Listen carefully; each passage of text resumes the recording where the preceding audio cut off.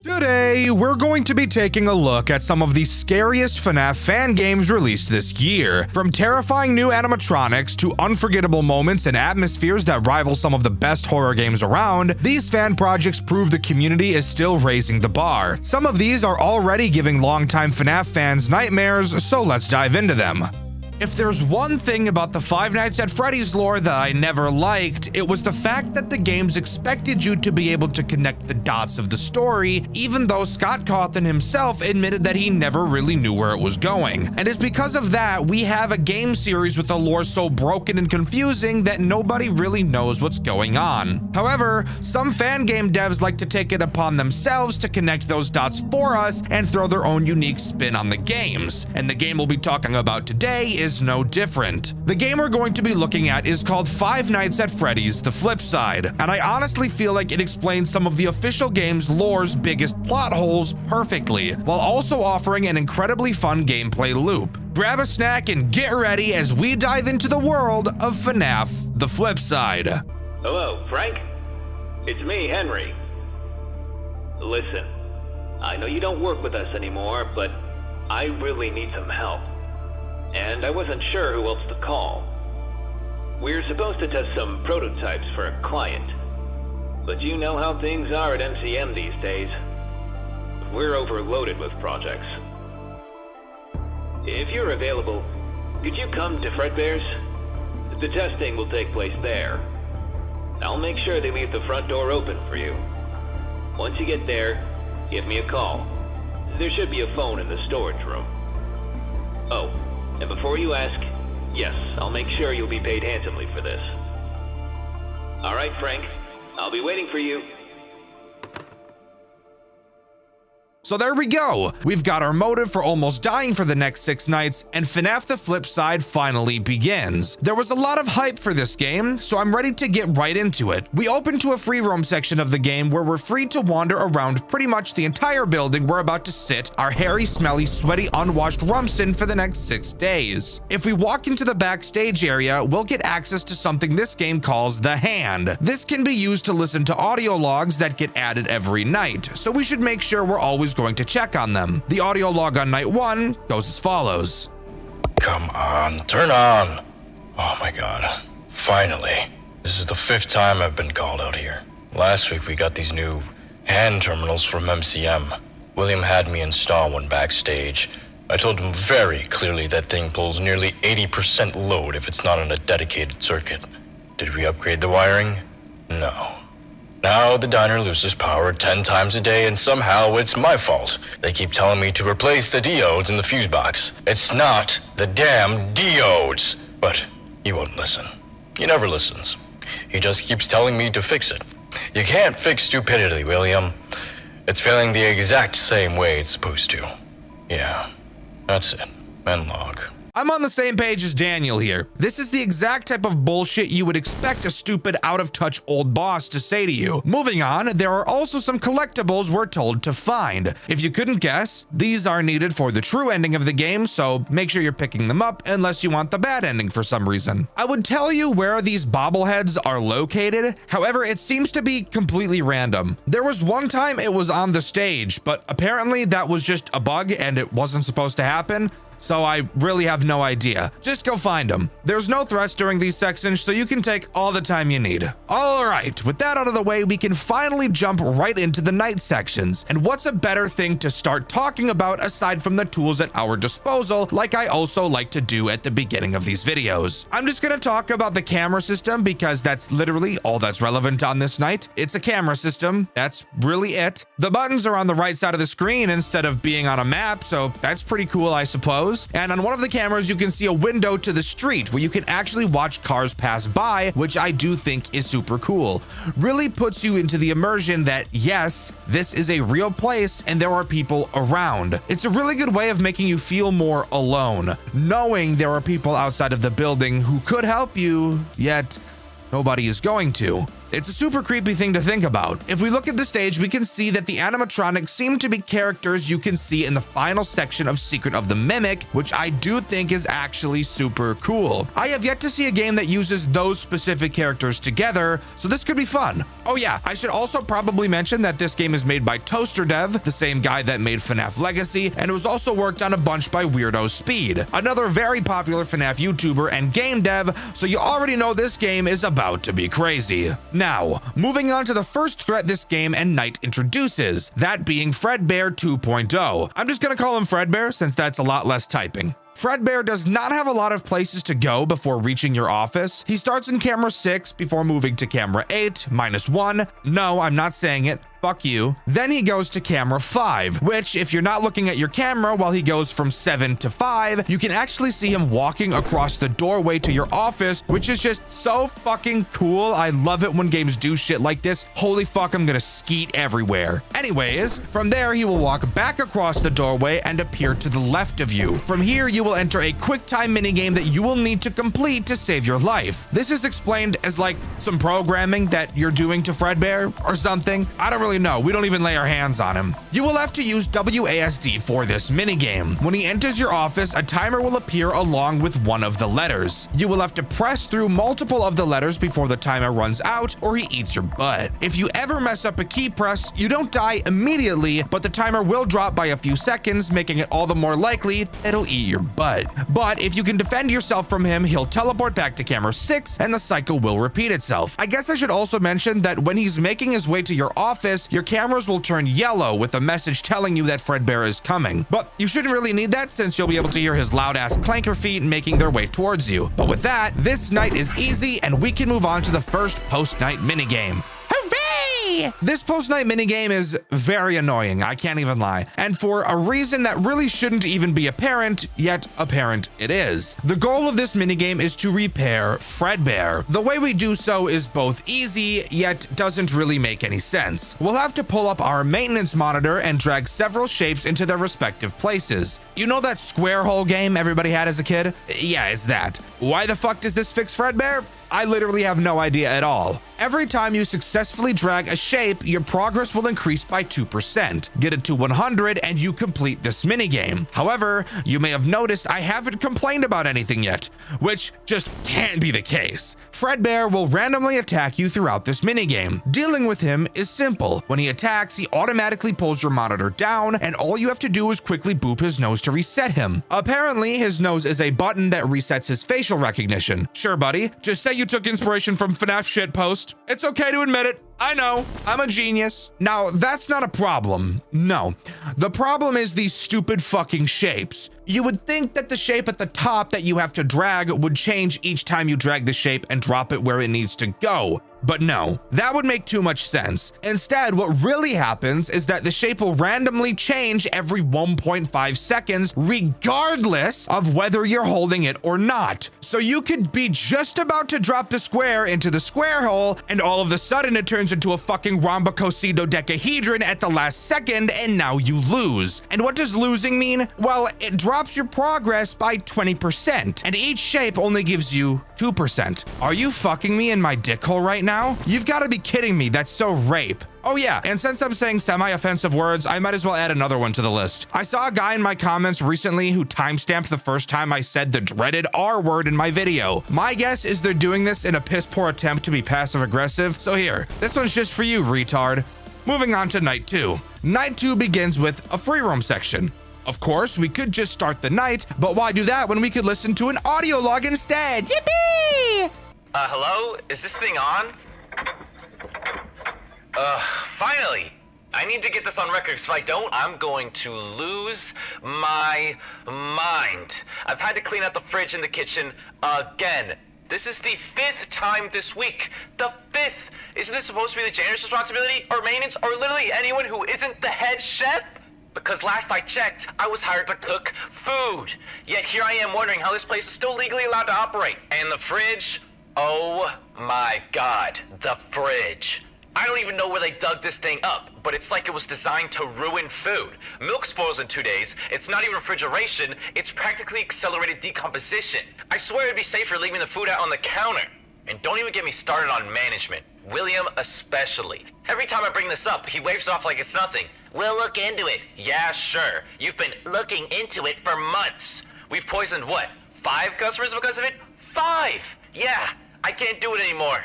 I quit. Once again, just adding to the conclusion that William is an out-of-touch boss. Who would have thought? It's not like he does really questionable weird shit like all the time. That would be absurd. Oh yeah, grab a bobblehead wherever the fuck it is, and we can jump into the night section. Night 2 introduces one new threat, that being Spring Bonnie 2.0, who, of course, I will just be calling Spring Bonnie since that's easier. And Spring Bonnie also isn't too big of an issue, but could easily become a problem if you let him get out of hand.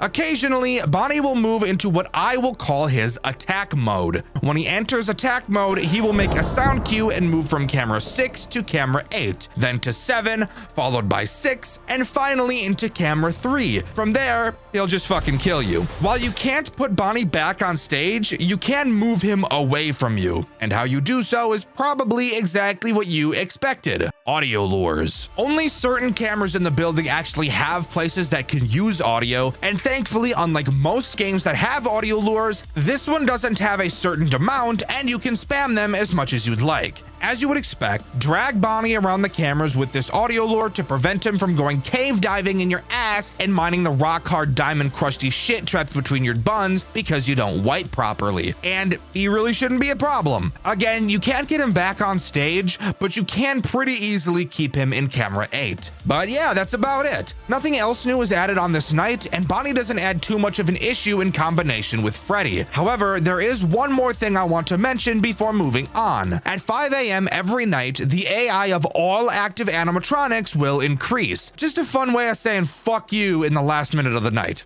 Amazing. On to the Night 2 post-night minigame, which is nowhere near as frustrating as the first. This time we're fixing Spring Bonnie, and the pattern for completing it is the same. The only difference is the minigame itself on the monitor, and how to deal with Bonnie. Dealing with him is simple. When he attacks, just use the speaker to play music and he'll calm down. Now for the minigame, which I actually really like. A small rectangle will bounce back and forth across the screen. In the center of the screen, you'll see a little bar. As the moving rectangle passes over the bar, you'll have to press space. For each successful press you make, you'll gain 2 to 4% progress at random, and the rectangle will start moving a little faster. If you ever miss a press, you'll only lose 5% power, so clearly they were out of their fucking minds when they designed the first minigame, but who knows. Anyways, one more thing I should mention is that after each minigame, we get a number for a code that we can type into the hand unit during the free roam sections. So yeah, just make sure you're writing those down. Night 3 once again starts with a free roam section, so let's grab that random bobblehead and listen to the audio log. Okay, it's recording. Quick note for management, since apparently nobody believes me. That little vacuum robot we got from MCM, the Cleano Vac, yeah, it's not really helping. Every party, some kid grabs it and shoves it somewhere disgusting. Trash cans, sinks. Today, it was in the toilet. The toilet! I'm the one who fishes it out with gloves, and I'm the one who has to clean it, dry it, fix it. Every single time. It's a vacuum, not a toy. If I find it in the toilet one more time, I'm not saving it. I'm letting it die, and I'm telling William it was water damage. Yeah, that's all. Bye. In case you guys were interested and couldn't tell, that character was played by me, and the name they gave that character is incredibly clever, being a triple entendre. Love you guys. Anyways, yeah, I find it funny how I talk about how much I hate kids in my videos, and then I get to play a character in a game who yells at kids. Perfect for me. Let's move on to the night section. Night 3 introduces one new threat, that being Monty, who apparently wasn't supposed to be able to move, but yet he does, so fucking awesome. I just love that so much. Monty's pretty easy overall, and he also introduces a new mechanic, that being the curtain directly in front of you, which you are able to hold closed. This will obviously be how you defend yourself from him. When Monty goes into attack mode, he will make a loud sound cue and move into camera 3. Inside of camera 3, he will move through 3 phases like Foxy before moving to your doorway. Something very weird about him is, unlike other characters where when they move in the cameras briefly flicker to cover up the movement, Monty's movements don't do this, so you just kind of awkwardly watch him snap into place, which just feels really weird. Once Monty jumps in front of your doorway, just hold the curtain closed until he leaves. Henry, who, by the way, is the guy on the phone at the beginning of each night, tells us that we should really be keeping an eye on him once he leaves the stage, which would make me think that, like Foxy, watching him on the cameras will stall him. However, as you'll find out, it actually doesn't do that at all. Monty doesn't make the night a whole lot more stressful quite yet, as when Monty enters your doorway, he makes a really obvious sound cue, so you don't really need to watch him on the cameras at all. The best thing to do at this point is sit on camera 8 to watch for Bonnie, and only ever pull down the monitor when getting attacked by Monty or Fredbear. Both Fredbear and Monty can attack you at the same time, but luckily the devs thought of this and made it not complete RNG aids, because if Fredbear attacks while Monty is at the curtain, then the curtains won't close and you'll be safe to deal with Fredbear. And if Monty arrives during Fredbear's attack, then you can quickly close the curtains and they'll stay closed throughout the attacks. Thank you so much, you two. I could give you a kiss on the mouth for real. Anyways, time to move on to the post-night 3 minigame. And of course, with Monty being introduced, he is who we're fixing on this night. Once again, the only changes are the minigame and how to defend yourself. On the bottom shelf in the room we're in, there will be a mask. And surprise, surprise, that's what you put on when Monty starts dworking in your face. The minigame is honestly really disappointing, as it's just the Funtime Freddy minigame from Sister Location, except a million times less fucking aids. Just hold the buttons to increase the percentage until you beat the night. Congrats, this one was boring as fuck. Let's move on to night 4. Free roam time! Grab a bobblehead and let's take a listen. Hello? Okay, I think it's working. These hand terminals are so buggy. So I just started working here at Fredbear's, first day and all that. And honestly, it's kinda nice. It's cozy even. Place has that old school charm, It smells like pizza grease and cheap cleaner, but in a weird way it works. Only one tiny issue. Who the hell picked the animatronic names? Fredbear and Spring Bonnie. Like, seriously, that's what we're going with? Why Spring Bonnie and then just Fredbear? Why isn't it Spring Bear? Or Spring Freddy? Or literally anything else that matches? It sounds like 2 completely different people named them on opposite sides of the room, and nobody bothered to discuss it further. Hey, what should we call the rabbit? Spring Bunny? Cool. And the bear? Fredbear. It makes 0 sense. And it bugs me way more than it should. I can't explain why. Every time I say the names out loud, it just sounds like the branding department gave up halfway through. That's about it. See ya. Honestly, bro, reasonable crash out. Seems like the type of random shit I would complain about for filler in one of these videos, so I appreciate you doing it for me. Oh yeah, and for some reason we get another log on this night too. Is this thing on? Yeah? Okay, good. I couldn't find a complaint box anywhere, so I figure this is the only way those schmucks at corporate might actually listen. I got hired to handle plumbing and a few other bits of general maintenance around the joint roughly, 5 to 6 months ago. Might I say you people suck at maintaining a building. I can't walk 2 steps in this place without finding a new leak I gotta fix. Leaky pipes, leaky roof, leaky suits. Oh, wait. I'm not supposed to talk about that. Wait, hold on! How come this place is held together with scotch tape and prayers, yet somehow you have enough budget to pay me 16 crap loads to keep my yap shut about what I saw in the back room? You people disgust me, by the way. Oh, I guess I'm not one to talk. I took your blood money, after all. And you ain't getting it back. My money now, suckers! Maybe having all that on the record ain't the smartest idea. How do I delete this? Maybe this button. So, this is probably my favorite log throughout the entire game. Just so goofy, yet explains some very interesting information. Probably the most important info we've got so far throughout the entire game. I also love the ending of the tape. It's just the right amount of retarded to make me giggle a little bit. Anyways, on to the night section. I sure hope the most enraging character of all time doesn't activate. Spoiler alert, the most enraging character of all time activates. Night 4 introduces a character named Bub. Once Bub moves, he will enter either camera 4 or camera 5. Something about these cameras you'll notice is that you can close vents on these cameras. From what Henry explains in the phone calls, it sounds like Edwin may have specifically designed Bub to crawl into vents for a currently unknown reason. Now, all you have to do for Bub sounds pretty easy. When he attacks, he makes a sound cue in your left or right ear. All you have to do is close the respective vent on that side of the cameras and he won't be able to get to you. Luckily, if you're being attacked by Monty or Fredbear, Bub will not be able to move. Period. These devs had every opportunity to make Bub the most frustrating character from any FNAF game ever, and they didn't do it. And I'm forever grateful for that. I would literally eat the lice out of their hair if they had lice. Now, I said Bub was frustrating, but why is that the case?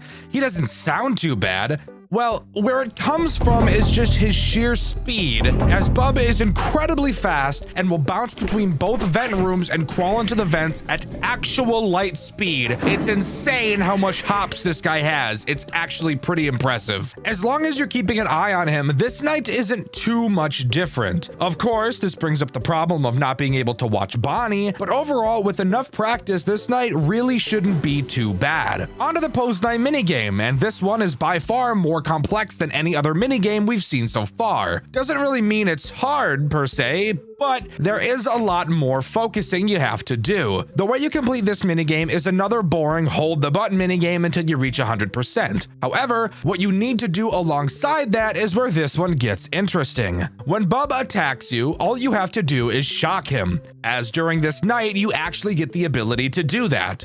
You also get access to an additional monitor this time around that acts kind of like a FNAF 3 repair panel. In it, you have to keep Bub's integrity charged and continuously charge your shock button or else it won't work. The lower Bub's integrity is, the more often he'll attack, and of course the more often he attacks, the less power your shocker is going to have. The best strategy I found was every 10% of progress I made, charge the generator and shocker a little bit. And of course, deal with Bub whenever he decides to have a seizure directly in front of you. But with that, we get another piece of the code and we can move on to Night 5. Of course, Night 5 starts with a free roam section, so let's listen to that audio log.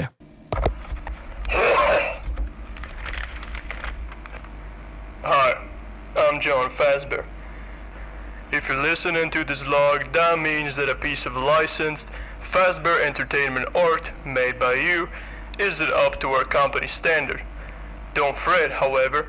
As the lead director of the marketing department here at Fredbear's, my job is to teach and guide you through the process of making promotional material that is suitable for our wonderful customers. Give me a moment. Samantha, where is my coffee, goddammit? I asked you 15 minutes ago! What do I pay you for, woman? Sorry about that. We're gonna have to cut that one out. As I was saying, the purpose of this log series is to help in making your art pieces compliant with our company values. There's my coffee. Thank you so much, Samantha. You truly are the backbone of this company. Sorry, fellas. She's married to Fazbear Entertainment.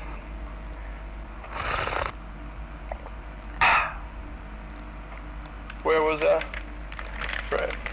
Refusal or failure to comply with our strict company marketing policy will result in job termination, military discharge, legal action, loss of company benefits, impounding of vehicle, loss of hearing, degenerative bone disease, beheading.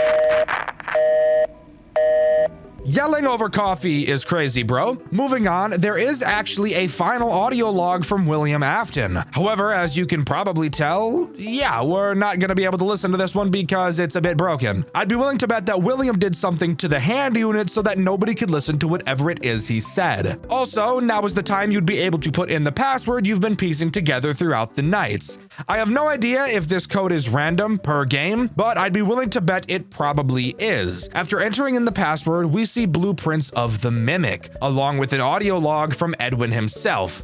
It goes as follows. Will, hey, the mascots have been fully upgraded. You won't have to worry about wearing those ever again. Unless you really want to, anyway. Henry will bring them in Saturday morning. I don't want to brag, but I think I might have struck gold with this one. I won't say too much just yet, but this could put MCM on the map as the greatest entertainment and carnival technology company in the country.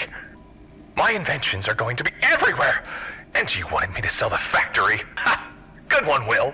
Anyways, with that out of the way, we can actually move on to the night section, which this time around doesn't introduce any new threats and is just a much harder version of Night 4. Bub's speed somehow increases even more, having him bolt to your vents about every 10 seconds. I truly think the biggest problem on this night is 100% Bonnie. With how much Bub attacks and how frequently Fredbear and Monty attack, it is very likely Bonnie will slip away from you, so really be on your A game. The most interesting thing about this night is the phone call. We hear Henry talking about creating springlock suits as opposed to buying a bunch of Mimic prototypes, but Edwin apparently had no interest in any of it, so he decided to build it himself and bring it straight to William, and well, we all know how that turned out. Generally, just keep your cool and focus on this night. Honestly, it isn't too terrible in comparison to some of the other Night 5s we've covered on this channel. After completing Night 5 is where this game splits into two endings depending on whether or not you've collected all the bobbleheads in the pre-Night Free Roam sections. If you at any point missed one, you just get this piss-poor cutscene before the game ends. Hey, Frank. It's me again. I've backed everything up and I'm headed back to the factory now. I'll take a look at your notes and see what we can improve. Let me know when you get the paycheck, all right? Okay, Frank. Talk to you soon. Now, that's fucking boring. What we care about is the true ending. What happens if we did gather all of the bobbleheads? Well, we get access to Night 6, so let's get going. During the free roam section of Night 5, we have an interesting task, that being to place some mascots on stage. These being a much fatter version of Freddy and a Spring Bonnie that really just kind of looks like Glitch Trap. If you're wondering why we're doing this, it's actually because during this night, we're actually playing as Henry himself, as he did say he needed to head to the pizzeria to put the new mascots on stage. So once we enter the night section, we get this phone call. Hello? Hello, Henry. It's William. Listen, I have to check on the new building soon, so I'll be there in a few hours. Please wait for me. I need to talk to you about something important. With all due respect, sir, I don't think I can wait that long. I was only supposed to take the prototypes and bring in the new mascots. There are other matters at the factory that need my attention. Well, work always comes first, doesn't it? I respect that. Then I'll get straight to the point, I suppose. I need you to convince Edwin to sell me the factory. The factory? Sir, I don't think I understand. Listen, Henry. Murray's will collapse within a few years if someone doesn't step in. Edwin may be a brilliant creator, but he isn't meant to run a business. I am. Under my leadership, the company wouldn't just survive. It would flourish. More contracts, more reliable employees, and more time for him to focus on his creations. However, if I were to speak to Edwin myself, he'd decline my offer immediately. You know him. He's stubborn. Stubborn just like his old man. He believes he can handle everything, but he's only dragging the company further down. Help me save the factory, Henry. The workers need their jobs. The world needs innovation. But that will only happen if I'm in charge. I don't think that's possible, sir. It's all he has left of his father. I don't believe he'd give it up so easily. not to mention Fiona. I can handle Fiona. Reaching Edwin is the difficult part. But I have faith in you, Henry. You're more capable than you realize. I've seen your dedication. I've seen your abilities. You're meant for more than what MCM is offering you. Do this for me, and the management position of the franchise location is yours. Sir, Think about it, Henry. And with that crazy call, Night 6 begins, acting as this game's boss fight night. Except this time there's 2 bosses instead of only 1. Each character takes the role of 2 of the previous animatronics we've seen. So let's start by talking about the least interesting of the 2, Freddy. Freddy takes the place of Fredbear and Monty. Pretty simple to understand. He can pick either of their attacks at random and then just do them. Nothing very interesting to mention here except for the fact that he's fat as holy hell. Spring Bonnie is where this night gets a bit interesting. So I said both characters take the roles of 2 of the previous characters, but I fucking lied. He only takes the role of Bub. However, he does change how Bub's attack works. During this night, for some reason, you lose access to the ability of closing your right vent. Instead, that Freddy mask that you've seen on your desk this entire game is finally going to be put to use. If you hear Spring Bonnie attack the left vent, same as Bub, just close the vent. However, if he attacks the right side, you will have to quickly put your mask on. And I mean, like, really fast. It is fucking crazy how fast this rabbit is. Now, here's the crazy part. Both Freddy and Spring Bonnie can attack you at the same time. So I recommend that every time you pull your camera down, you put your mask on, since you can deal with Freddy while it's on, and if Spring Bonnie decides to attack at the same time, you're screwed. And really, the only camera you need to be watching throughout this night is the left vent camera to be checking for Spring Bonnie, because even though he makes a sound cue like Bub, he is way fucking faster. But if you can keep yourself on your toes all night, you'll complete Night 6 and get this final cutscene.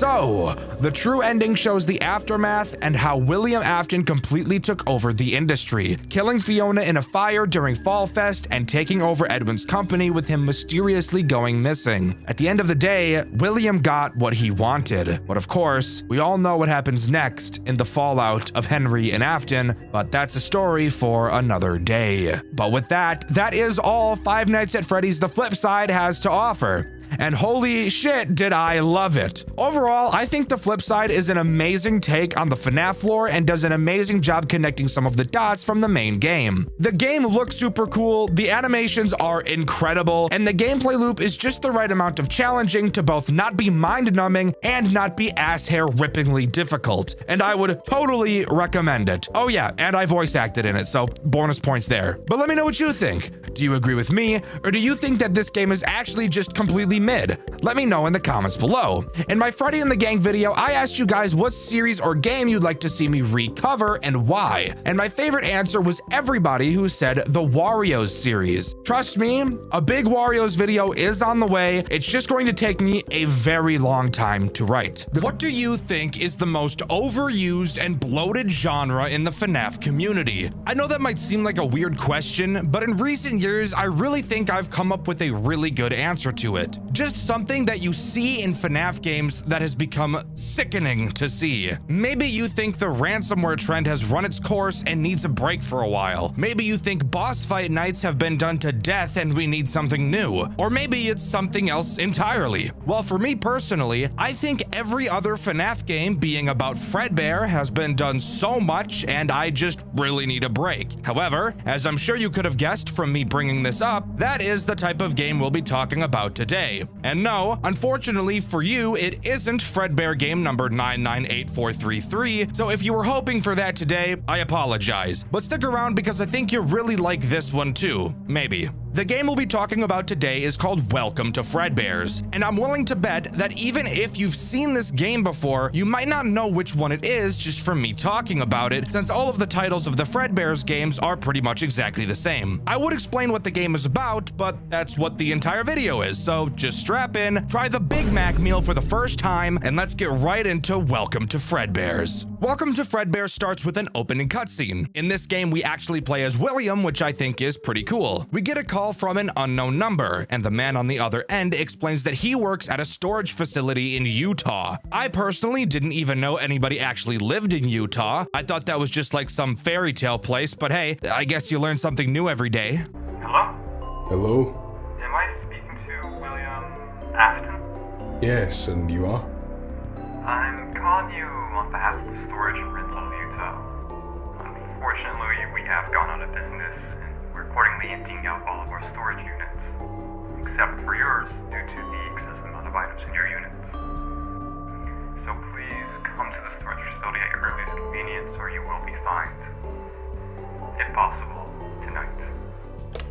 With that, William wastes no time and pulls right up to the storage facility like I pull up to Shotty's house after she had 3 bean burritos from Taco Bell. Jesus Christ, dude, we're just getting started. What is wrong with me? After entering the building, we go to find our storage unit, only to see a sticky note on the door explaining that the key to our unit is on the desk in the main room, just making me waste my fucking time walking all the way back to the front desk to pick it up, only for us to then have to walk all the way back. Personally, I'm loving the direction this game is going already, aren't you? By the way, during this opening section, we have a to-do list to guide us along the way of what we're supposed to do. And I personally like to imagine that William is writing these notes to himself so that he knows what he has to do. And I think it's really funny that he's writing basic shit like find a unit, open the unit, like he's retarded and won't be able to remember basic things. Anyways, moving on. With that, we open our storage unit and step inside, only to realize that this just might be the largest storage unit to ever grace the face of the planet, because holy shit, this thing is gigantic. I happen to own a few storage units myself, and not a single one is even close to being this big, but that's really besides the point. Obviously, the real reason we're here is to move all of our belongings out of the unit, which I find odd because we only came here in our tiny little dinky car, knowing full well we have a storage unit full of shit to clear out. I guess we just really want to be moving for the next month straight. And now, would you believe me if I told you that even knowing we have to start moving things out, we don't start moving things out? I know. Hard to believe that we would come to this building and not do the one fucking thing we were tasked with doing. So you might be wondering, if we're not doing what we're supposed to be doing, then what are we doing? Oh shit! Oh shit! Motherfucker, hold this shit! Look at the motherfucking glasses on that bitch! Dang, a fat motherfucker right here got a big old pot belly on that bit, boy. Fuck.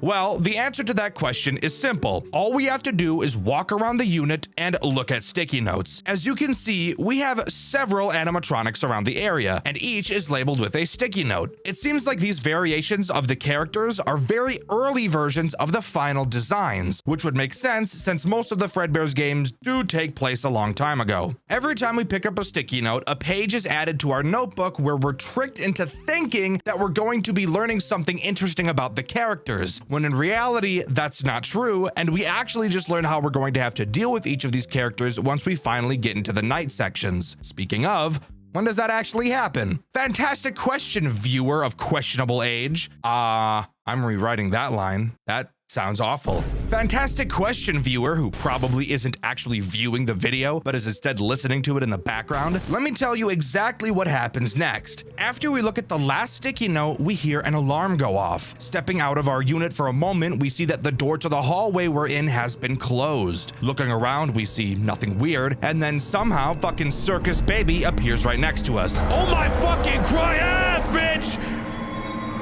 The fuck was that, ho? Who the hell was that? What the fuck baby bitch doing in here? Tall glass of water looking ass. No, seriously, where the fuck did she come from? We look in both directions and see nothing, and then somehow she's right next to us. Tell me how that makes any sense at all. Anyways, we have to do a short QuickTime event to get away from baby and then run to the security office. Now pause. Why the fuck do we have a security office inside of our storage unit? It's not like the security office is to the entire building. No, it's actually specifically inside of our unit. Tell me how that makes any sense at all. Oh yeah, it doesn't. After making our way into the office, we see Baby walk up to the window where we learn the first mechanic of this game. Throughout the night, Baby will approach our window. When she does, all we have to do is shut the power to the office off so that she can't see us, and eventually she'll leave. She will do this several times. It's also just scripted here at this moment. Throughout the game, we'll be able to pull out our notebook and read about the animatronics we took notes on, which will soon be attacking us. Something I chose not to do during my playthrough, which you can see over on my second channel, Dxtr Black. I instead chose to trial and error things for minutes on end because I forgot that I could look at this notebook. It's also in this notebook where we can see William live writing his thoughts instead of defending himself. This game is split into hours rather than nights, and on the first hour, he writes this.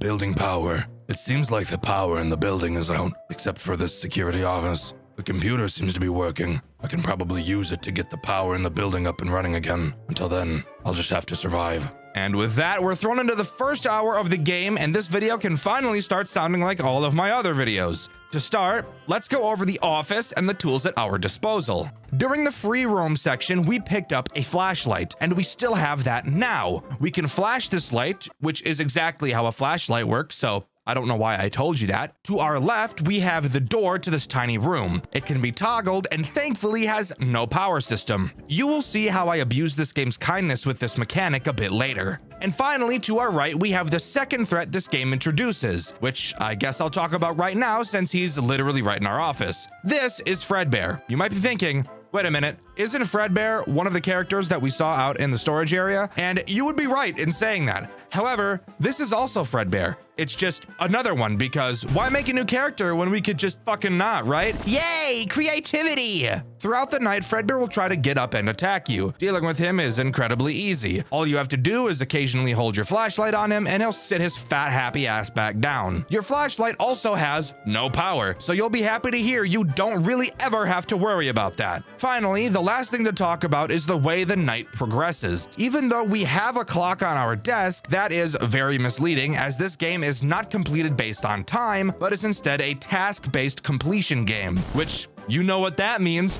No actual task, and it's just waiting with extra steps. Also on our desk is a computer. Turning on the computer will show two things that we have to reboot, the ventilation and the power. When you click on them, they will slowly start to reboot. And once both of them are rebooted, then the hour will be over. Very boring, but sure, whatever, I guess. Something I want to mention about Baby, since it actually makes sense to mention it now, is what happens when you turn the power off to deal with her. Well, that's very simple. Not only does your door open if it was closed, but of course your computer will turn off as well and progress to rebooting will be paused. Now, that's not a problem at all, but what is a problem is the embarrassing amount of times I forgot to turn the computer back on, leading to the night taking way fucking longer than it ever needed to. So, even though Baby did follow us to the room this night, she surprisingly isn't actually active at this point in time. Who is active, however, is Fredbear. No, not the Fredbear in our office. Well, yes, he is active too. I'm talking about the other Fredbear, the one that we saw a bit earlier. In hour one, we're attacked by two Fredbears at the same time.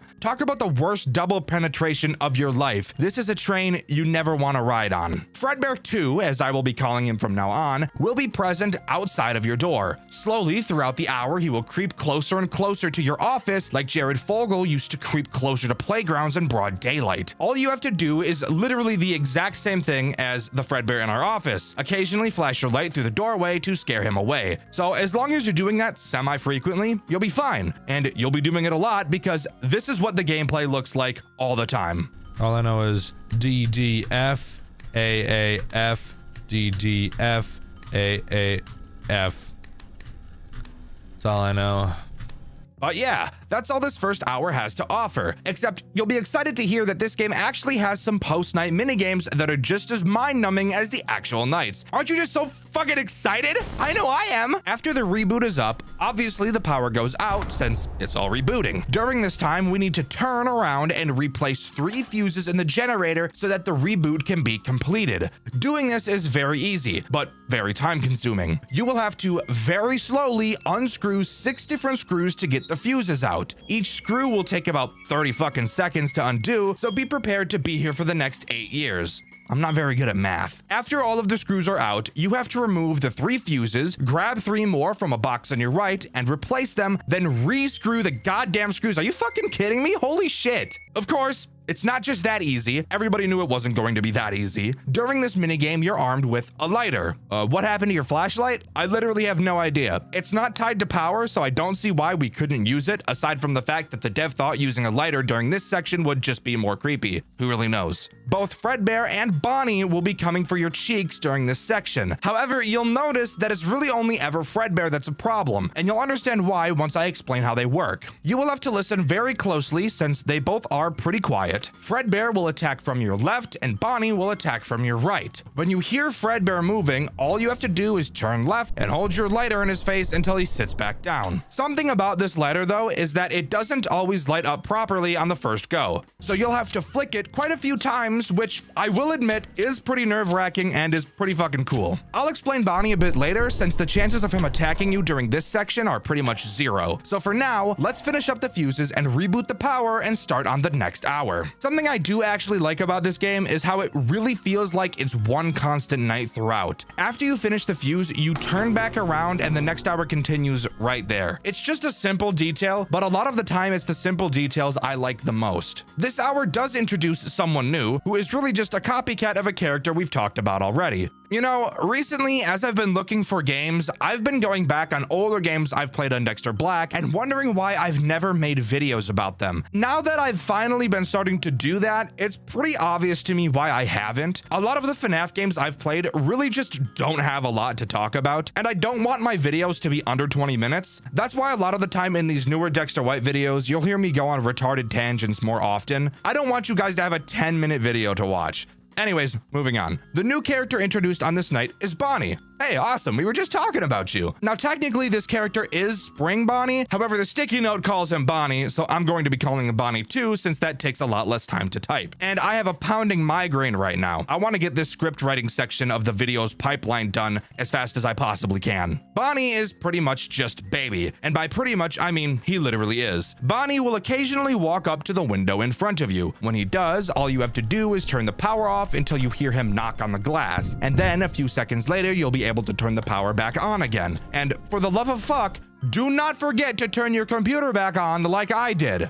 Holy shit. I wonder how many more times I'm gonna forget to turn that thing on and just absolutely just fucking ream myself. Anyways, now we can move on to talking about the post-hour minigame. Hooray! You may be wondering what there even is to talk about here since it's going to be the same thing every single time. And that's a very good question. But worry not, I have an answer for you. On this hour is when Bonnie will finally be here in this reboot section. However, he's also joined by the other Fredbear. Fredbear 2 works the exact same as Fredbear 1, except he attacks the opposite side. Same shit, different day with him. Just turn your lighter on and he'll go away. Bonnie, however, is a bit different and is literally completely useless as a character during this section. He will only ever attack your right side, and he has a different sound cue that plays from Fredbear 2. The difference between the sound cues is incredibly noticeable, so you will literally never mess them up and confuse the two. When Bonnie attacks, all you have to do is not turn the lighter on, so you can literally just fucking ignore him. It's not even like you can't move. No, you can move as much as you want. You can even keep unscrewing and he won't bother you. So like,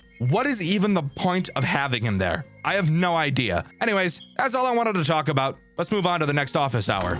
Hour 3 is quite literally the exact same as Hour 2. No new threats are introduced, everyone is just a little bit more aggressive. That is, except for Bonnie, who is a fuck ton more aggressive. So much so that you may have him attack pretty much the moment you turn the power back on. He means business and he's not messing around. And of course, when you're like me and forget to turn the computer back on, with how much he attacks, this hour will slow to a fucking crawl. It's completely brutal and one of the most painful experiences I've ever been through. And I've been mauled by a dog and hit by a car, so that's saying a lot. I really just feel like there could have been so much more done with this game. Truly, they had a pretty interesting free roam section at the beginning of this game, and they just don't use it anymore. This gameplay loop of turning back and forth is the rest of the game. I think it could be really interesting if, let's say, for example, after completing an hour, the batteries to our flashlight died, and we had to exit the security office and walk around the darkness looking for new batteries while the animatronics patrolled around and we only had our lighter. I know I personally hate stuff like that, but really anything would be an improvement from how boring this game really feels. And like, not even introducing a new character each hour makes it even worse. It's so boring. Like, I just saw Fredbear, Fredbear 2,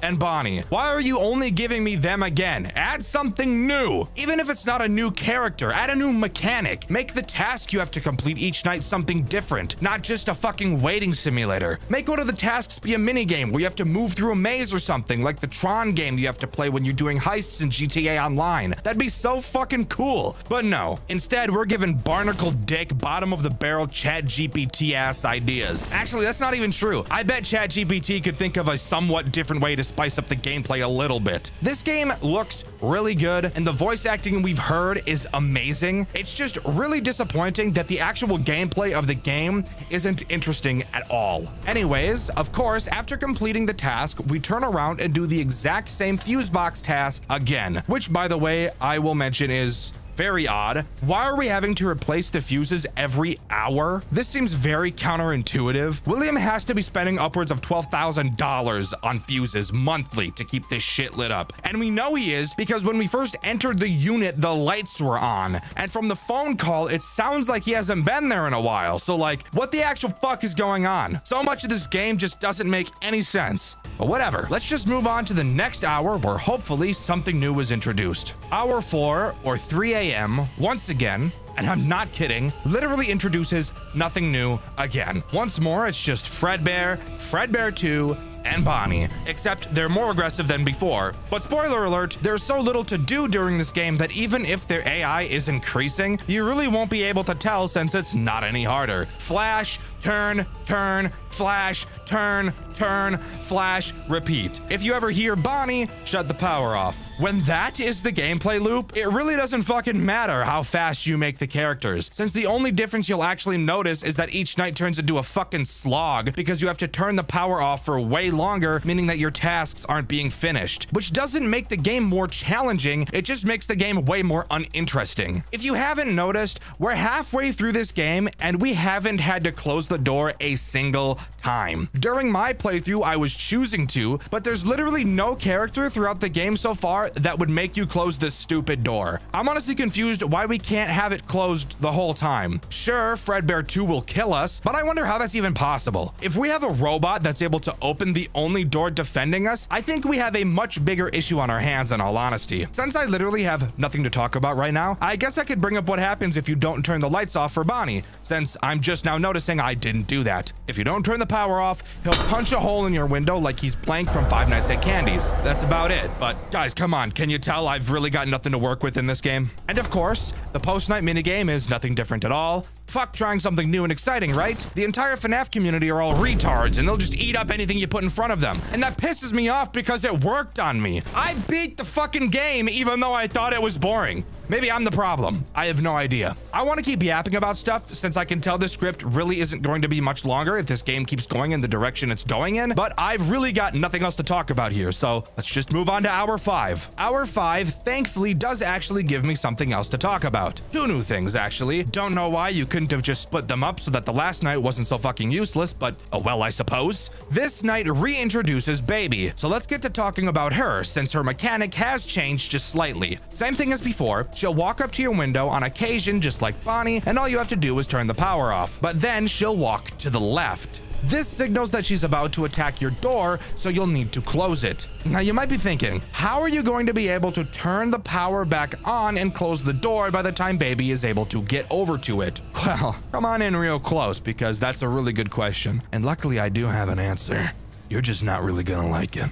You can actually close the door while the power is out. Yes, I'm serious. I lied before. There's just so many goddamn problems here. I don't even know where to start. What do you mean the door can close while there's no power? It's a mechanical door. It needs power. What is this bullshit? Name one other FNAF game with a closable mechanical door that can be closed while there's no power. I'll wait. Oh yeah, it fucking isn't any, because that's stupid and doesn't make any fucking sense, now does it? That means that the only thing the power controls is the light to the room we're in. No, not the flashlight, the room light, and the computer. That's literally it. What do we even need to reboot anything for? This seems completely pointless now. I could probably talk all day about this, and while I would love to pad out for runtime, I also don't want to piss you guys off, so let's just move on. The final threat introduced on this night is Foxy, who is probably the most useless character in this entire game. And I know that may come to you as a surprise, because every character in this game seems pretty useless. Foxy attacks via the door. And I bet from myself saying that you can already guess exactly how he works and exactly why he's so useless. But in case you aren't able to put those pieces together by yourself, allow me to assist you. Occasionally, Foxy will sprint at your door and you'll have to close it to stop him from eating your butt. However, since the door has no limit to how long it can be closed for, and it doesn't open when your power is off, you will probably never see Foxy throughout your entire playthrough. Just occasionally hear him slam on the door. This may make you wonder what I was talking about earlier where I said I was going to abuse this game's kindness. Editor, run it back. You will see how I abuse this game's kindness with this mechanic a bit later. This is that point. Since you still need to have the door open to be able to check on Fredbear 2, you can't literally have it closed the entire night. And I get the funny feeling that with this in mind, the dev thought the possible problem of closing it the entire night would be solved. But guess what, fucker? You couldn't be more wrong. All you have to do is open the door, quickly flash in less than a second to reset Fredbear. Since, contrary to what I've seen other people do in their playthroughs, you don't actually have to hold the flashlight on him until he leaves. You just have to hit him with it for longer than one frame. Then all you have to do is immediately close the door again. And if you get good enough at doing this, even if Foxy just so happens to be running at your door in the exact moment you open it, it won't be open for nearly long enough for him to enter the office. So he is quite literally a useless character. Awesome. So even though 2 threats were introduced on this night, it's basically like no threats were introduced at all. I love my life. Speaking of useless, we have the next post-night minigame to talk about. And this time around, it actually does do something a little bit different than the previous ones. Just kidding, I fucking lied like normal. It's just as boring and repetitive as the other post-night minigames we've mentioned. So let's stop wasting our time and just move on to Hour 6. Hour 6, surprisingly, once again introduces something new to the mix. And I'm actually not lying this time. However, with them introducing a new character on this night, it actually means that each hour could have had one thing introduced each, and this game just chose not to do that, which will forever be mind-boggling to me. This new character is Freddy, I think.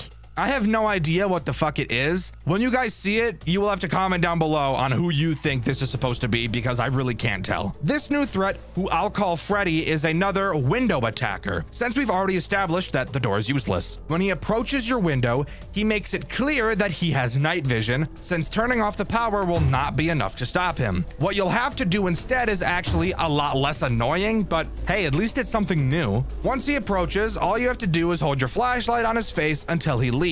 This could have been a good opportunity to turn him into a sort of Candy's 3 fight where he moves his head around and you'll have to follow it, but unfortunately that did not happen and he's just stationary. But again, at least it's something new that actually makes me have to do something else. And from what I could tell during my playthrough, which you can see over on my second channel, Dxtr Black, he doesn't make any sound cues when he reaches your window, giving you an actual reason to flash the window consistently, because up until this point, you didn't have to, and for some reason, you can't even really see him in the window. While I am happy that this game has started to pick up on things to talk about, I do wish they were a bit more interesting so I could talk about them a little bit longer without repeating myself. But sometimes I just can't be that lucky. So once we repair the shit one last time, there's only one more thing to do. And no, it's not another repair post-night minigame, thankfully. Instead, it's just listening to a cutscene that, in all honesty, is pretty cool. So I'll just let you guys sit back and take a look.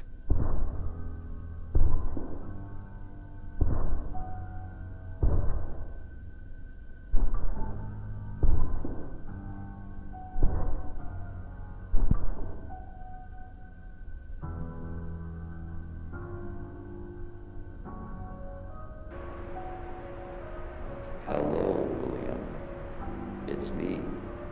You still recognize me, don't you? Well, you should, I suppose. After all, it was you who left me like this. Why didn't you do anything? Scared of getting the blame. Now standing here, 17 years later, all the blame falls on you. 17 years, William. You left me here for 17 years. Soaking in my own blood. Rotting in our creation. Praying you would return. Now you're here. You've endured what I couldn't. And now you have to live with it. Our legacy.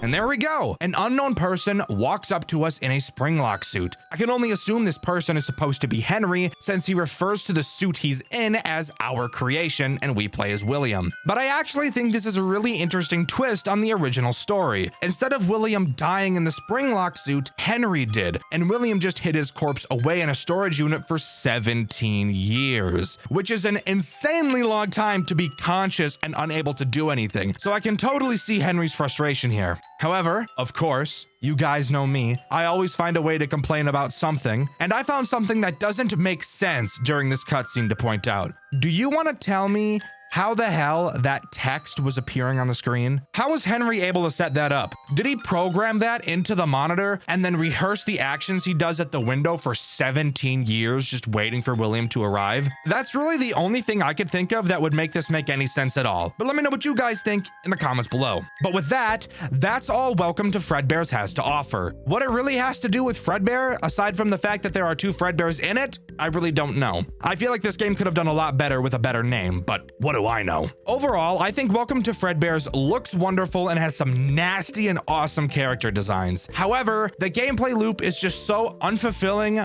boring, and headache-inducing from all of the whiplash that I really just couldn't enjoy it fully. And while I do think that the final cutscene is pretty cool, and I like the way this game changed the original story, I don't quite think that's enough to warrant me recommending this game to people who are looking for an interesting FNAF experience. But let me know what you think. Do you agree with me, or do you think this is actually one of the coolest FNAF games of all time? Let me know in the comments below. In my Jackie's Forest video, I asked you guys what your favorite hidden gem FNAF game was and why, and my favorite answer was this one by Fish and Chips 123. They said Five Nights at Homer's, and that's a game I don't hear about all too often. I fully intend on covering it at some point in the future. However, I also know that it's incredibly difficult, and that's why I haven't done it quite yet. What makes a horror game truly scary? Is it jump scares, atmosphere, build up?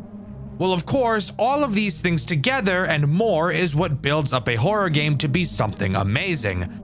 But I think if I had to choose one word to answer the question, what makes a horror game truly scary, my answer would be realism. In order for your game to be truly scary, I feel like the player has to be able to connect with your game on a personal level. And what better way to make that happen than to make the environment around them feel real? The game we'll be talking about today, I feel, pulled this off almost perfectly. A Five Nights at Freddy's fan game that was able to capture the real feel of an office, an environment, and realistic means of self-defense in a situation that seems so dire, you'd think you'd never be able to make it out to tell the tale. The game we'll be covering today is Freddy's Reanimated, the most realistic FNAF game ever made. Reanimated does not begin like most FNAF games tend to. This game opens to a dark void. We're told that when we die, we will be brought back to this void and that we won't be remembered. However, if we are to be remembered, what is the name we'd like etched into our headstone? And it's here where we can actually choose a name for our character. Afterwards, we're booted into the menu where we can begin the game. As the game begins, we're given a pretty eerie opening cinematic, something pretty uncommon with Five Nights at Freddy's games. It serves to show how we found the job online on a listing site to work as a security guard for 5 days in an abandoned pizzeria. Fantastic! I know myself personally would never accept a job that I know for a fact won't even last a week, but hey, different strokes for different folks, I suppose. With that, we're thrown into the first night where I can talk about hands down one of my favorite parts about this game. Loading into the office, we're hit with something crazy. This game looks real. The office looks like an actual office, with objects placed around that actually look like they should be there, not just a random assortment of items like we typically see in FNAF games. And the sound design is amazing. This game looks real, it sounds real, and I think that's one of the big reasons why people love this game so much. It tries to feel real. Watch for when he's closest, he can be tricked easily. What the fuck does that mean, bro? Holy shit. Hello. Oh my god. Hey. What the fuck? That means you made it. This looks sick. Welcome. Of course, like most FNAF games tend to do, we have a phone call on each night to listen to. Instead of the usual where the phone guy at least sounds somewhat like they know what they're doing, the phone guy in Reanimated sounds baked out of his fucking mind. Speaking of which, the only reason we have a security guard job right now is because the place is being demolished soon. So we don't want any funny business going on at night. He tells us the basics of our camera. Who cares? That's my job. What he does say that's actually of note is that the building we're in has been abandoned for over a decade. And the only reason we're watching over it now is because the building is about to be demolished. And for some reason, they're concerned about funny business going on because of that. I have no idea what funny business is supposed to mean. My first guess was people breaking in to steal something, but then I thought, well, that doesn't make sense. People could have been stealing from this place for the last 10 plus years. Why would they all of a sudden decide they needed to do this now? Maybe it means graffiti, but the place is being demolished, so who cares? This is such a weird thing to latch onto, but I just feel like it's strange to mention this now. And it does actually bring up a good question. Why would you hire someone to guard a building that won't exist in 5 days? But you never hired a guard for the past 10 years that it was abandoned. It almost makes you wonder if they were expecting something to happen. And maybe that's why they're demolishing it. Before I get into any of the characters, let's talk about the controls of this game and the 3 tools at our disposal. You can only look in 2 directions in this game, at your computer and at your door and window. Something super interesting about this door is that it is actually just a door, which is pretty scary in a game like this where your doors are mainly known as your only means of defense. You can pull the blinds of your window down if you want to, and when I first found that out, I was reasonably concerned as to why. I see this right here, and I know this game's about to be fucked. I know this game is about to be so fucked, dude. It's just a normal fucking door.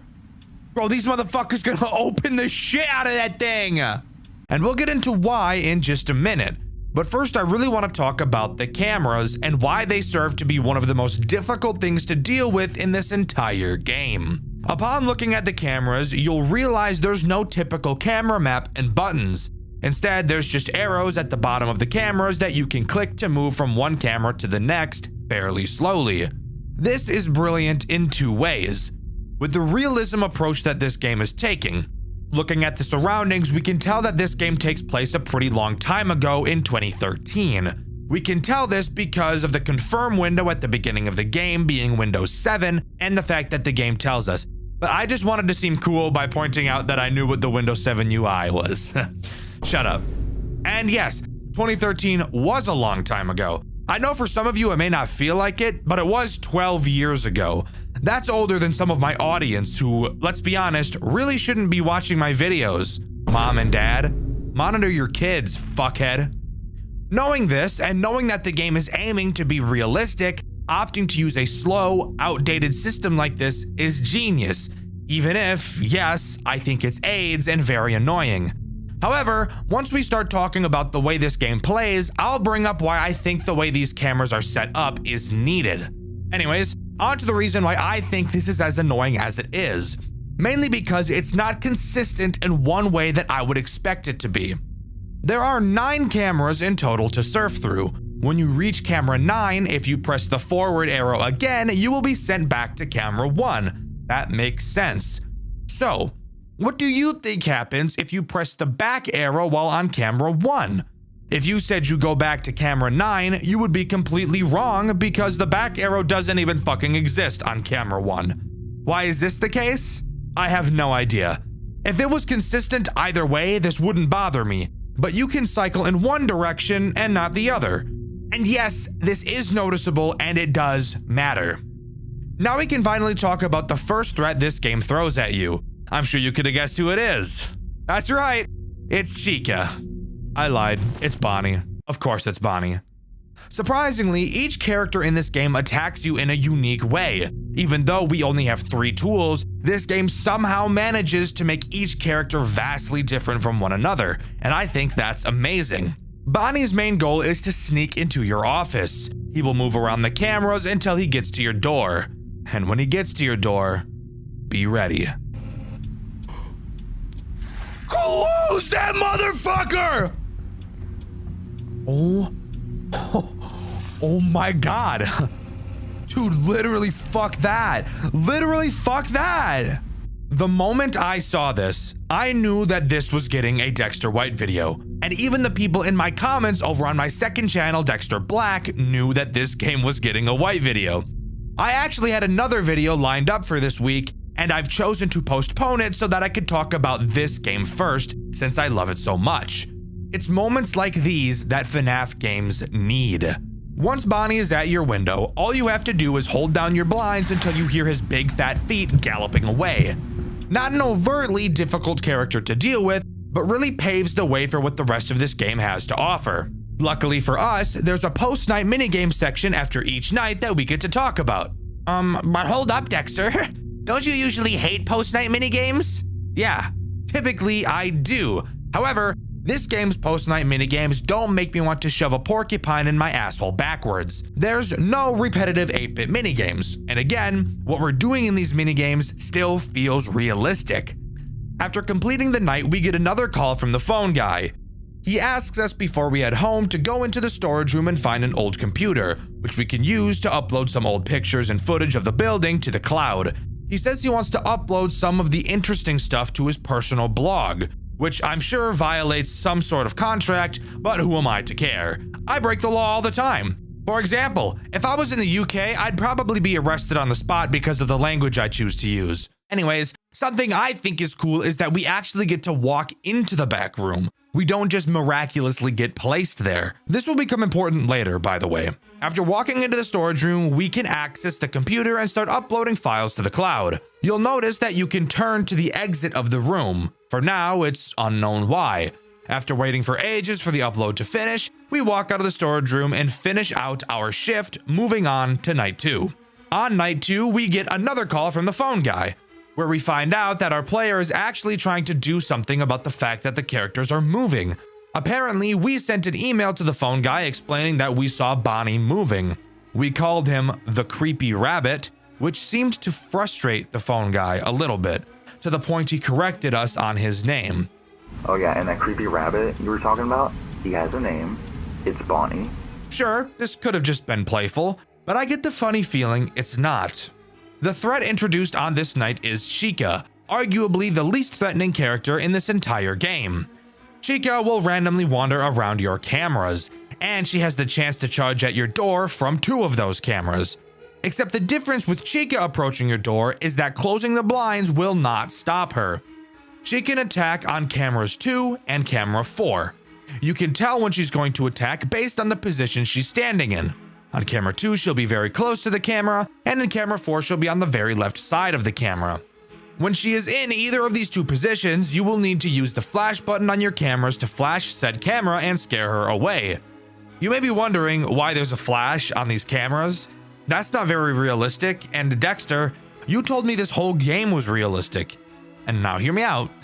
Usually I'd agree with you, but I want you to take that concern like a boomerang and launch it as far away from you as possible.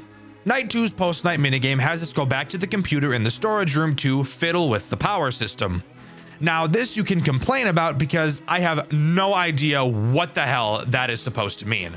And actually doing the task doesn't really answer anything either. We are shown a series of sliders that we have to quite literally fiddle with. Apparently doing so will reset the power. How do you tell you've put the sliders in the correct spot?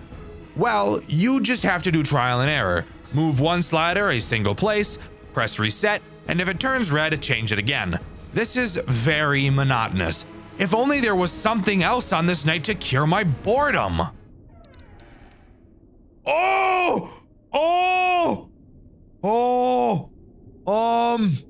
I don't want to look back. What did I tell you? It's moments like these that really make these FNAF games stand out. To any future FNAF devs, do cool shit. Your game does not have to be stupidly hard to be memorable. It just has to do cool things. And this is some of the coolest shit I've ever seen. While looking at the computer, Bonnie will slowly try to creep closer and closer to you. You will have to look back at him lest he shoot his Jeep juice all over your spine. You can actually watch him walk backwards while you look at him, almost like he knows you've noticed he's moved, and is attempting to readjust himself so you go back to looking away. What the fuck? Oh my god, oh my god, oh my fucking god! Did you see that shit? Motherfucker just crip walked back, he moonwalked. It's honestly some of the creepiest shit I've ever seen come out of a FNAF game, and I love it. After completing this minigame and turning towards the door, you'll realize that Bonnie has gone away. Obviously getting bored of you because you're boring. So all we have to do now is walk out of the building. You want me to walk out that motherfucking door? You honestly want me to walk out that fucking door? I mean, I'll do it, but fuck. Oh my fucking god! This game is fucking awesome, by the way. But now it's time to move on to night 3. On night 3, the phone guy says he got another email from us because we told him that Chica was now moving too. He said that in case anyone else starts moving, we should use the flash because they're probably not used to bright lights. Again, I find this weird coming from him. And come to think of it, why would any of the animatronics from any FNAF game be sensitive to light? They're always on stage where bright lights are beaming on them almost constantly. So I just find it odd how much the phone guy seems to want us to do this. He ends off the call by stating he wanted to tell us a story, but he's out of time. Maybe we'll hear that story another day. For now, let me tell you the story of Sparky the dog. You remember, the hoax character that was said to be in Five Nights at Freddy's 1 way back in the day? Yeah, for some reason he's in this game.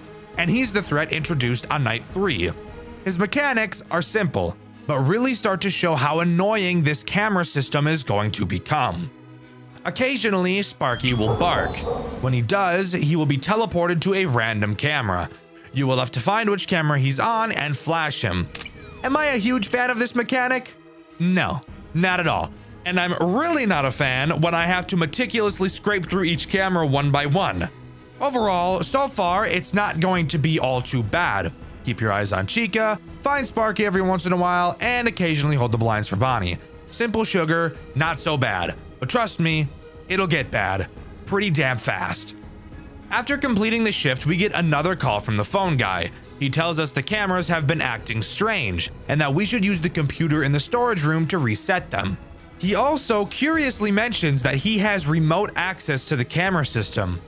So that brings up the question, why the fuck are we even here? If someone else is able to watch the cameras in the safety of their own home, where there aren't a bunch of murder robots trying to butt fuck them, who cares?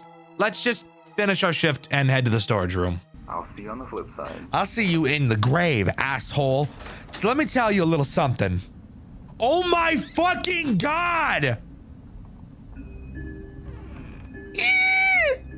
I love this game. I don't know if that was obvious or not. Entering the storage room is when we enter by far the most difficult minigame section in this entire game. I'm not kidding. We're tasked with literally just holding a button down on the PC. Once it charges all the way, we'll reset a camera and move on to the next one. However, when you let go, the bar will very quickly decrease. That may not sound so bad. It would only be bad if we had a certain purple distraction trying to blow our backs out now, wouldn't it? What the fuck? What? Bro, he's fast as shit. Bonnie is the sole reason why this minigame is so AIDS. Bonnie, for some reason, thought that today was the day he was going to take the Rock Lee ankle weights off and show us his true speed. Bonnie is so astronomically fast during this minigame, it's not even funny. 3, 2, 3. Oh my motherfucking god. Oh my fucking god. Oh my fucking god. Gonna break his knees? You have maybe 2 seconds of time to look at the screen before he kills you, so you have to be fast. And what adds to the difficulty of this night, the hitbox of the progress bar you have to click and hold. Swiping your mouse back and forth to check on Bonnie, then moving back to the computer is insanity. And when you come back, you have to hold the position of your mouse on this tiny little progress bar and continue to hold. But you can only hold for maybe 1 second before you have to turn back around to Bonnie and wait for him to walk all the way back to the door. And keep in mind, the progress bar is decreasing every time you look away, so you're really just fucked. And once you complete a camera is when you notice you have to fix 3 more. And if you ever die to Bonnie, go back into them all over again. Fuck you. This minigame took me around 30 minutes to finally complete. It's unironically the second hardest canonical challenge in this game, and I would love to have to never do it again. Oh, but one more interesting detail about this minigame. The final camera you fix briefly shows Foxy in the camera. Oh boy, I hope that's not foreshadowing or something. After completing that hell, we don't have to almost get touched by any robots on our way out and are free to move on to night 4. The phone guy calls us and fucking rambles about some bullshit I don't care about. He says that there was an ancient civilization that archaeologists found, and those researchers were later haunted by handprints of the ancient civilization. Again, I really don't give a fuck. This is purely symbolic for the story of the game, which I'll talk about later. But this was the story he was itching to tell us. I would rather itch my balls than hear him talk about that again. The threat introduced on this night is Foxy. Spoiler alert, the camera was foreshadowing something. Foxy acts exactly how you think Foxy would act. You have to look at him to stall him, and if you don't, he'll run to your office. But as I'm sure you could have guessed, he too doesn't care about your door. Watching him will push him back, so you know, just make sure you're doing that. Something of note is how Foxy breaks the cycle you've been really trying to build up throughout the game, forcing you to develop a new one. Up until this point, watching Chica has probably been your main focus, but now with a character that demands even more attention, I'm sure you could figure out why Foxy will put a big wrench into your plans. Now you have to find a way to constantly watch Foxy and Chica, and lucky us, Foxy is on camera 6, several cameras away from Chica's attack cameras. This game knows what it's doing. Sure, it's frustrating, but it's also genius. In this post-night minigame, we're told we have to fix a ventilation problem. Phone guy tells us it's just turning a few knobs. The ventilation room is in a door right off of the storage room, so the storage room is where we go. I don't see anyone yet. Hi, Bonnie. Were you expecting me to go there? Were you expecting to cut me off? Sorry, asshole. Not gonna happen. Is that not horrifying? Bonnie is standing right next to the computer we've been going to every night. He's starting to remember our patterns, getting to the computer before we can in hopes that he could jump us. But lucky for us, the computer is not where we need to go this time. Entering into the ventilation room, we have 6 knobs in front of us and 2 large vents to our left and right. Pretty reminiscent of the office from Pizzeria Simulator. I wonder if anything is going to come through those vents to try and kill us. Silly little viewer. Of course there is. This minigame's threat is Foxy. Throughout the minigame, Foxy will make quiet sound cues in whichever vent he's about to attack from. When you hear him, all you have to do is turn to stare at him until he goes away. Meanwhile, you have to painfully slowly turn these 6 knobs, which will take a very long time, because as you get closer to having them all finished, it seems that Foxy will attack you more and more frequently. After completing this task, we can leave with no other funny business taking place. Finally, we're left with one last night. One last thing standing in our way, and this game holds no punches in introducing it. Before you is something long forgotten. Something that was once loved and cherished, but now it lies broken. It is left abandoned. You know what becomes of something long forgotten. It dies a second death. It grows cold. It is unmoving. But what if some things don't wish to be forgotten? Do you know what happens when something refuses to be forgotten? It becomes angry. Anger is eternal. Anger grows, it festers, it burns, it writhes, and then it finally happens. It is given new life. It returns to us. It haunts us. However, it doesn't return as it once was. It returns as something else, something unrecognizable. Through its anger, it is reanimated. And with that, we're given one final message. The flash slows him down. Godspeed. When I first read that message, it gave me chills for some reason. It's like just by reading that, I knew what I was about to experience. Absolute agony. We get another call from the phone guy. He explains his reasoning for why he thinks the robots are alive. He thinks they're angry that they've been forgotten about and left abandoned for years, and he couldn't be more right. Night 5 introduces Freddy. Holy fucking shit, Freddy. Freddy is by far the most dangerous character in this entire game. When Freddy moves forward, he will never move backwards. And once he gets to your office, it's over for you. Yo, get the fuck away from that fucking door! You get the fuck away from that door! What? Oh, fuck, dude. Freddy is a dick. Raps. How do you stall Freddy? By using the flash, of course. When you flash Freddy, he will cover his eyes. Something interesting to note is that Freddy is the only character to be animated on the cameras. Such a small detail, but a detail I think is really cool. If you really want to make sure Freddy doesn't move, you'll have to time his intervals, since they don't vary, and make sure you're onto his camera and flash him at quite literally every single opportunity. You don't have much time to waste, as Freddy is fast. Really fucking fast. I don't quite have the vocabulary necessary to describe how intense this night really is. And if you get bad Sparky spawns like I often did, you could easily spend hours on this night. I was lucky enough to only have it take me a single hour. But if you manage to control your nerves long enough to complete this night, we will have one final minigame to talk about. After completion, we get one final call from the phone guy. He very ominously tells us to enter the dining room. He says he wants to show us something. Upon entering the dining room, we're greeted by all 5 animatronics staring back at us. The camera to the dining room flashes, and we hear the phone guy, named Ralph, explain that the reason it flashes is so that you can take a screenshot of the camera. Ow! Oh! Oh! Fuck! See? That's why I told you to make it a boomerang. Ralph then used that image to post on his blog. He's been using these camera images for his blog all week, and we were the bait. One last goodbye is said, and the restaurant goes quiet. The gameplay of Freddy's Reanimated is incredible. There's no doubting that. This game, of course, has a custom night, with 3 additional unlockable characters. The first of which being Bon Bon, who's actually a reference to the game Freddy's Web Adventure. Pretty cool. Occasionally, he will appear on your cameras. If you don't click him fast enough, he will disable all of them for the remainder of the night. The next character you can unlock is called the Hawk.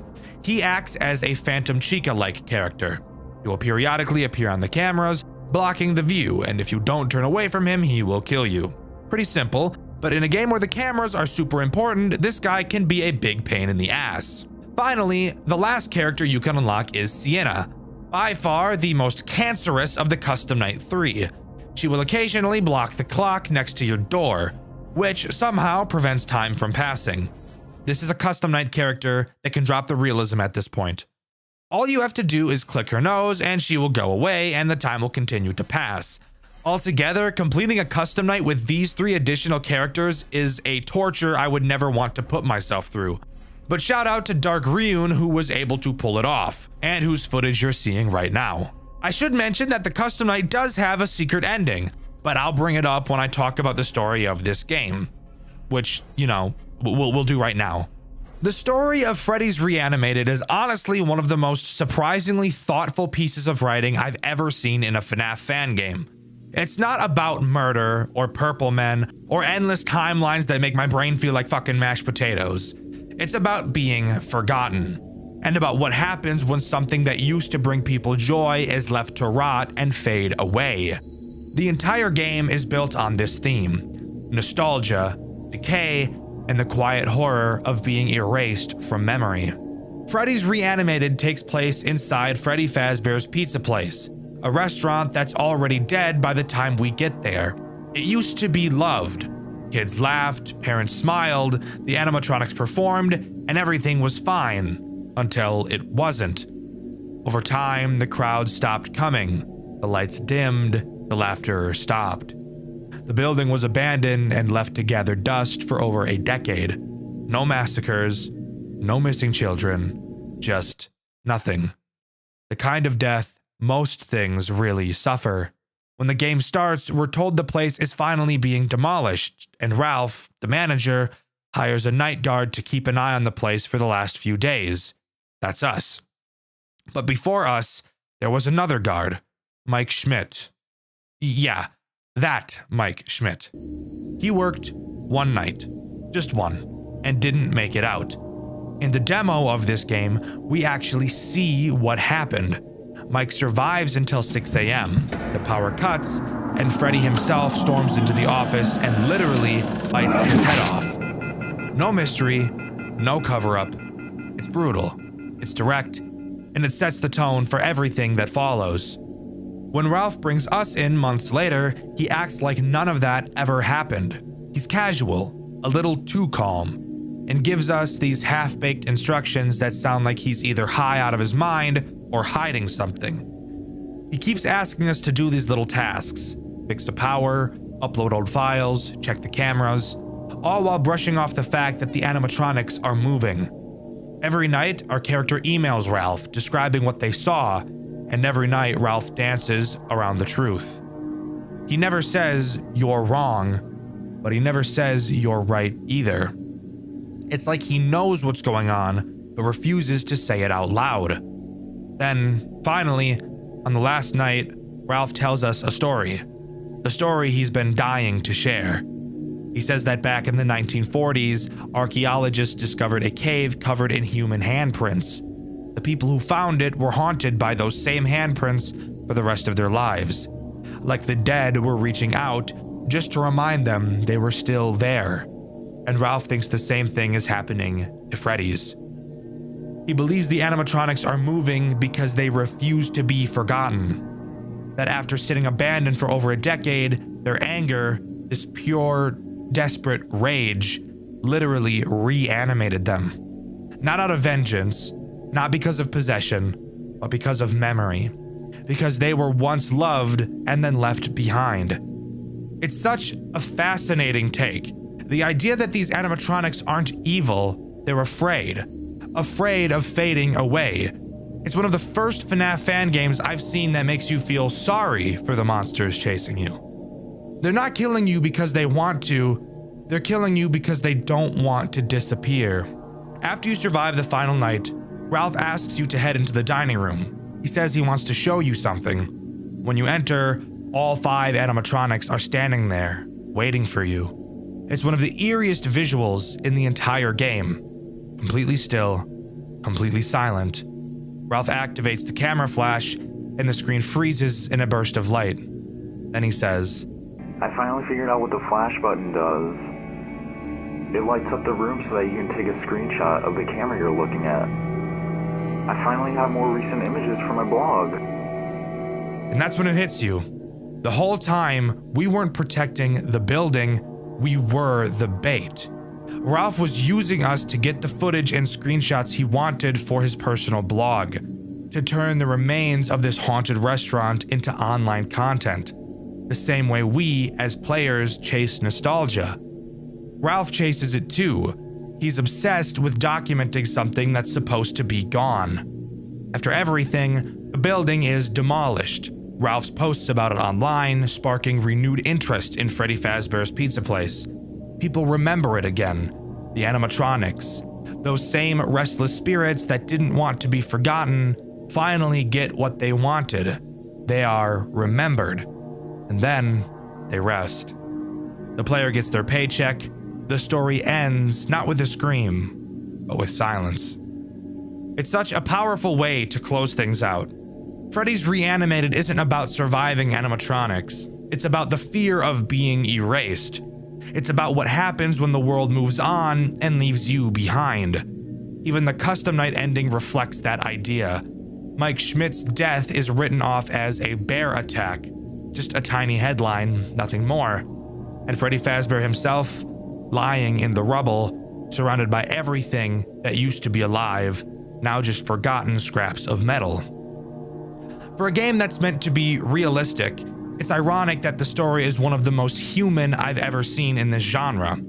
Freddy's Reanimated isn't just the most realistic FNAF game ever made, it's one of the most real stories the community has ever told. Would you like to hear one last interesting piece of information I have to share? There is a secret in this game up until this point. As far as I'm aware, nobody has ever found it, and I can guarantee you've never seen it before. A secret so rare that the chances of finding it exceed luck that no human has ever had. And I want to thank City, the author of the FNAF Fan Game Wiki, for providing me with this information and allowing me to share it with you guys. We know that Michael got bitten and killed by Freddy, but did you know you can actually see Michael's corpse inside of the game? You just have to be incredibly lucky. To start, you must have already beaten the main game. No custom night completion is necessary. Then you have to restart the game from night 1. Before completing night 3, you will have to die at least 5 times. Then, upon beating night 3, when entering the hallway, there's a 1 in 10,000 chance to see the corpse. Slight gore warning, by the way. This is probably the most realistic looking gore I've ever seen in a FNAF game. If you can pull all of that off and get more lucky than any human on Earth, this is what you will see in the hallway. Truly some of the scariest shit I've ever seen. But there you have it. That's everything as far as I'm aware that Freddy's Reanimated has to offer. Overall, this game is one of the coolest experiences I've ever had since starting this channel. I don't think this game is nearly my favorite. I think I like Juniors and Banshee just a little bit more, but it's definitely close. The atmosphere, the sound design, the game design are all borderline perfect works of art. But let me know what you think. Do you agree with me, or do you think that this game is actually just fucking horrible? Let me know in the comments below. In my Too Many Nights video, I asked you guys who your favorite character to play as was, and my favorite answer was none of them because I couldn't find a comment that answered the question. But I did find a lot of comments upset with me because I choose to say retarded. Sometimes, while digging through Game Jolt for a FNAF game to play, I find a game that feels like it's inspired by FNAF rather than being a fan game. And it's usually these games that get me super interested in them, their stories, characters, and gameplay loops. By the way, don't sort the FNAF section of Game Jolt by newest. You will find some of the weirdest, most god-awful, foul, slapped-together games of all time. Before we start, at the end of the last video, I asked you all what your favorite Five Nights at Wario's 1 character was and why. My favorite answer was this one from Platinum Comet. Not only did they share the same favorite character I had, but they also provided a really good explanation as to why. If you'd like a chance to get your comment at the beginning of a video, stick around to the end when I ask another question. Anyways, a few days ago, I found a FNAF game that blew me out of the water. which is really a good thing because I'm very scared of bodies of water. This game is Playtime with Percy, with a gameplay loop so unique and consistently interesting, along with animatic cutscenes, amazing 2D art, and a final sequence that might be one of the coolest things I've ever seen. I knew I had to talk about it. So sit back, grab a snack, or don't, I'm not your dad, I can't tell you what to do, and get ready to dive into the world of Playtime with Percy. Upon loading up the game and starting a new game, we're greeted with something really refreshing for this genre. Rather than just showing the night screen and hopping in and having a phone call relay all information that we need, we're instead shown a very well-drawn cutscene. While it's more a visual novel and not an animation, it's still super nice nonetheless. Our boss calls us in the middle of the night and asks us for a favor. Even though we were laid off from working at Percy's Playhouse, the location where this game takes place, our boss asks if we'd be willing to do some work for the week as he plans to shut down and have the building demolished on Friday. He needs us to watch over the building and do some extra tasks like fixing up the animatronics, since he plans on selling them because they're still worth a decent amount of money. So I have a question already. If we got laid off and no longer work for this guy, why the hell did we answer the phone? I used to work at a Subway until I quit. Even if right now I got a call from my boss from said Subway, there's no chance in hell I would answer it. Maybe I'm just a dick, I don't know. We agree to help our boss for $250. That's it. The whole week. Monday through Friday, $250. Our character, Nick, was happy to accept that. Either this game takes place in 1920, or Nick is the poorest human being on the planet Earth. Unlike most FNAF games, the way this game's gameplay loop works is actually really interesting and a lot different. Each night you do a normal office section, but then afterwards you do another survival minigame that changes with each night. So let's start with Monday. On Monday is where we obviously learn the basics of how the gameplay works. Instead of having to survive until an arbitrary time, you have to do a large task. Once it's done, the night is over.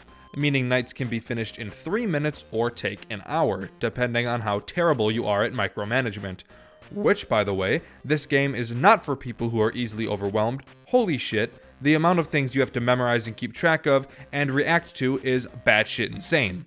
However, this game does a really good job of easing you into every new threat it throws at you. I highly recommend you play with tutorials on your first playthrough, as it helped me out a lot to understand what I needed to do. If I didn't have these tutorials on, never in my life would I have figured out how to deal with some of these animatronics. Before I talk about the animatronics that you see on Monday, let's talk about the task that you have to complete every night. You are given a Tamagotchi-like toy called Pal Percy. On this toy, there are 3 possible minigames that you can play. Each time you complete a minigame, you will be given a specific amount of points. Once you collect enough points, the night will end. As the nights go on, in addition to all the new threats that are added, you will also have to gain an additional amount of points. Just a little something to make this game feel even more stressful. Also, if at any point you go without completing a minigame for too long, you will die. The first of the 3 games is a feeding game. There are 3 possible lanes that food can be dropped down, and you have to move your character, which is Percy, under the food to collect them. After collecting 3 or 4 pieces depending on what the game told you to grab, you will gain your points. The second minigame is a watering minigame. You have to shake a bottle of water up and down to get the water to fill a bowl. Once it's full, you'll get your points. And the third minigame is the play minigame, my favorite of the 3. Percy will move into one of 3 lanes. You will have to move a ball into the same lane and throw it to Percy. After doing this around 5 times, you collect your points. Now, you're unable, most of the time, to do the same minigame multiple times in a row, forcing you to become efficient at all of them. I'm not totally sure how the algorithm for deciding when you can replay a minigame you've already played works, but typically from what I noticed, it seems that once you play a game, it disables. Then, when you complete the other 2 games, it will be enabled again. But keep in mind, that's how I think it works, and I could be, and probably am wrong. The other tool you get is a camera system. Pretty basic stuff, you can see where the animatronics are. FNAF, let's talk about the animatronics. The 2 animatronics on this night are Charlie Cat and Mother Moose. They both work the same way, with a small difference. Both characters will move around the cameras until they enter one of your 2 vents. If you look to the left and rights of your office, you'll be able to see these vents. Now's a good time to mention that I was playing this game with the additional queues setting enabled. I'm not sure what changes if that setting is off, so if your gameplay has some inaccuracies with mine, that setting I turned on is probably why. I also had the colorblind setting on because I am, and there's a lot of color related segments in this game. It really usually just adds symbols on top of colors, but whatever. Where was I? Oh yeah, Charlie Cat and Mother Moose will come into your vents and poke their heads out to look at you. When they do, depending on which one of them it is, you will either have to raise your pal Percy or your camera. If Charlie peeks into your office, you need to drop whatever tool you have up and look at him. If you don't, you die. If Mother Moose peeks in at you, you have to make sure that you are holding up either your pal Percy or your camera. It doesn't matter which one, and if you don't, you die.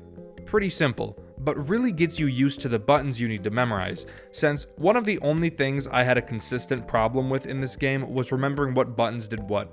It's not nearly as horrifying as FNAF Ultimate Custom Night keybinds, but it still confused me personally a lot. After gathering all the points you need, you move on to the post-Monday minigame. In this minigame, your only threat is Charlie Cat. The task you have to complete in this night is selling all of the animatronics in an online auction. Doing so is really easy. Each animatronic has a price that our boss wants us to sell it for. If a buyer isn't offering the exact price we want for it, you click decline and enter a random number the game generates. Every time you decline, the offer will be raised by $100. Once the number is correct, you click accept and move on to the next animatronic. While you're doing this, however, occasionally you will hear Charlie approaching. When you do, all you have to do is hide under your desk until he walks away, then come back up and continue selling. Something this game does that I really like is treat these post-night minigames as a boss battle. Once you sell half the animatronics, Charlie enters his enraged state, just like when you bring a boss's health down halfway in a game like Terraria. When Charlie Cat is enraged, he will come to find you more frequently, you will have less time to react to him, and he will stay in your room longer.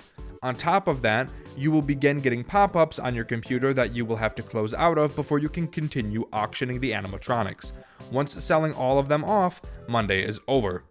On Tuesday, we're thrown back into the office with a new threat being introduced, Farmer Felix. Sporadically throughout the night, he will begin walking outside of the large window in your office. A newly appeared board is displayed in the top left corner of your screen with 4 colors on it. When Felix walks past, his eyes will glow one of these 4 colors, and you will have to select which color his eyes are on the board before he gets to the other side of your window. Overall, this is super simple to deal with, but on top of everything else you will soon be dealing with, he could very easily become something you forget about.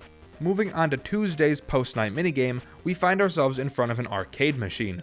The task we have to complete here is beating the high score of 6,000 points. You control a small rocket that shoots lasers. Occasionally, UFOs will drop from the top of the screen and we'll have to shoot them. Green UFOs don't do anything special, but red UFOs will shoot lasers at us too. We start with 3 lives, and if at any point our life drops to 0, we die. There are also 3 power-ups that have a chance of dropping. One makes us shoot faster, another gives us a shield, and the final gives us 1 life. The boss of this night is Mother Moose. You will have to listen incredibly closely for 2 distinct sound cues to play. When you hear them, you can pause the game and turn around. Then flash your camera to scare Mother Moose away. If you don't do this in time, you die. That sounds pretty easy, but the arcade game makes more noise than a bombing. So hearing Mother Moose can actually be pretty difficult at times. Once you reach the halfway point, she becomes enraged. While enraged, she will attack more frequently and take 2 camera flashes instead of 1, meaning you have to react way faster. In addition, asteroids and yellow UFOs are added to the arcade game. Asteroids are really large. They take way more shots to kill than a UFO, but move very slowly. Yellow UFOs can move horizontally in addition to moving vertically. They don't shoot lasers though, so they're not really an issue. Once you reach 6,000 points, it's on to Wednesday. Wednesday introduces a new tool and a new animatronic. The new tool is your door. Hold-clicking it will lock it. This is important because of the new threat, Percy Poodle, the main antagonist of this game. Percy will make his way down your hall throughout the night. When he gets to your door, he will start pounding on it and you'll have to lock the door until he gives up. In addition, a very small version of Percy will quickly and randomly open your door and peek in. When he does, just close the door quickly and he'll leave. Pretty simple and easy to understand mechanics, but with how difficult the other characters are starting to get, this on top of all of it is where this game starts to get really stressful. Now let's talk about the Wednesday post-night minigame. In this minigame, your task is repairing the power. You have to do this for each room in the building through a panel. Once you choose a room, you will have to play one of a few selection of minigames. All of them are pretty simple, and I'm sure you'll be able to figure out how they play just by looking at the screen. Each room requires you to complete 2 of these minigames before the power to them comes back online. The boss of this night is a Rowan Rat, a character that will be introduced next night. Throughout the night, you will hear a distinct sound cue. When you do, you have to turn around and flash your flashlight at him. Behind you, there are 4 large holes in the wall, and there's no telling which one he'll pop out of. Once you flash him, he quickly leaves and you're free to continue. Once you restore power to 3 of the 6 rooms, Rowan becomes enraged. While enraged, he will attack more frequently, you will have less time to flash him, and he will require you to flash him twice. After flashing him the first time, he will crawl back into his hole and appear out of another one. Out of all the post-night minigames, this one is definitely my favorite. The flow of how it plays, mixed with it probably being the least stressful, is really refreshing with how fast my heart was typically beating throughout the game. After getting the power to all the rooms back online, it's on to Thursday. Before Thursday night, however, when walking out of the building, Nick finds a tape, and you get the choice of whether or not you want to pick it up. As far as I'm aware, picking it up doesn't change the gameplay, and there's not multiple endings to this game. If you pick up the tape, you get some lore and foreshadowing. If you don't, you just move on. I picked up the tape because I'm a Chad gamer. Putting in the tape, it doesn't seem to play anything, so Nick goes to bed. But as soon as he leaves, the tape begins to play. We're told that the Pal Percy toy is being recalled. We're told it poses significant threats to children, but it's not elaborated on. People are told to return the toy to whichever store they bought it from, but since Nick went to bed and never saw this, he will still continue to use his pal Percy during the nights. On Thursday night, we're introduced to the previously mentioned Rowan Rat, and we get a new tool for us to stress over. This night was by far the most confusing for me, since I didn't understand what the tutorial was telling me, but let me explain. In your cameras, you will find that you have a new subsection. It's a motion detector for cameras 1 through 4. Which are the cameras for each corner of the establishment. You will need to check these motion detectors throughout the night to see if Rowan Rat has moved. If he moves to a specific camera, which you can tell because the camera in the motion sensor section will turn red, you will have to go to the actual corresponding camera and use one of your shocks on Rowan to reset him. In addition to this, if that wasn't enough to make you want to die from anxiety, that small Percy that opens your door will now also occasionally spawn in one of your cameras. When he does, you'll have to find him and navigate to the camera he's on and stare at him until he goes away. If you don't do this in time, he will disable the camera system, stopping you from being able to shock Rowan, which will obviously lead to you dying. Now for the part that should have been obvious that I didn't understand. The tutorial states that you need to watch out for an alert icon on the E UI. When you press E in game, this opens up your camera. When you see that alert, that's how you know that you need to go find the mini Percy on your cameras. I thought this meant that the alert would appear on my camera. That it does not. Instead, it appears right above the little E button in the corner of your screen. Again, I'm really dumb for not figuring this out immediately, but this is hands down the most stressful mechanic the game has introduced so far. And in mixture with everything else you have to deal with and the constant overwhelming noise that you'll be hearing, it gets really fucking anxiety inducing. Don't believe me about the noise? This is what the night sounds like throughout its entirety.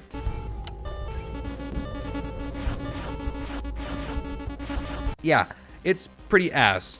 But after completing your task, we can move on to the Thursday post-night minigame. In this minigame, your task is fixing Farmer Felix.